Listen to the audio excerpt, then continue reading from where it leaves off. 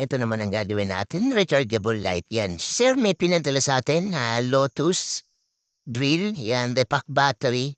Tapos kasama tong rechargeable light. Yan. Kung mapapansin niya, binuksan natin, wala na siyang battery dahil tinanggal na ni Sir yan. Ayaw na daw kasing gumana. Pero pinakita na Sir yung setup ng battery. Yan. Importante na makita natin yung old battery para malaman natin yung setup yan kasi pwedeng ang setup nito ay 2S1P, 2 Series 1 parallel, pwede naman na 1 Series 2 parallel. At ayan, narapin niyo naman pinarito sa atin ni Sir yung old battery. Ang naka-indicate doon ay 3.7 volts, 4,000 mAh. Kaya gagawa tayo ng 3.7 volts, 5,000 mAh. Ayan, mapansin nyo, nag-parallel tayo ng battery. Tapos babalutan natin at after niyan ikakabit natin dito sa rechargeable light. Ang capacity nito ay 5,000 mAh yan. Sa mga magtatanong ng 18650 battery yan, PM lang kayo. At meron tayong mga stock sa shop.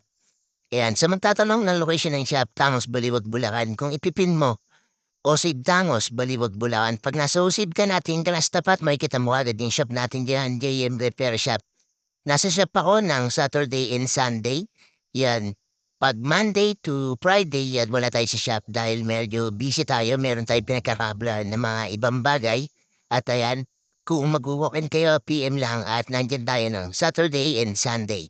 At ito, nakapag-setup na tayo ng battery. Inakabit na lang natin dito sa rechargeable light. Siyempre natin yan man meron negative at positive. Ihinangin natin doon sa may control niya para matesting na natin tong unit. Tingnan natin kung mag-iilaw. Sa mga ganitong rechargeable light, yung nakakabit na mga battery dyan, hindi siya yung mga branded na battery yan. Umapansin nyo, medyo magaan, mabilis malobat. Yan, ang advice natin, mas maganda. Kung papalitan nyo ng brand new battery, true rated battery, lithium-ion 18650. Yan, sigurado mas tatagal yung buhay ng rechargeable light nyo at syempre mas matagal malobat at magagamit nyo ng matagalan. Ayan. Kung mapapansin nyo yung battery nito, ayan, sinetap natin ng 5,000 mAh. Yung old battery ni Sir, 4,000 mAh. Kaya upgraded na to ng 1,000 mAh. At ito, assembly na natin. Tapos nakita na natin kanina na umilaw na siya.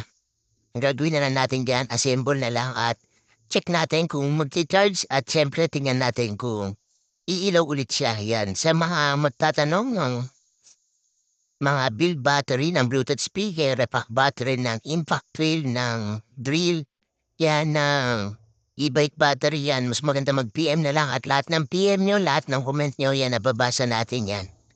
At inuunti-unti natin. Hanggang dito na lang guys at maraming salamat.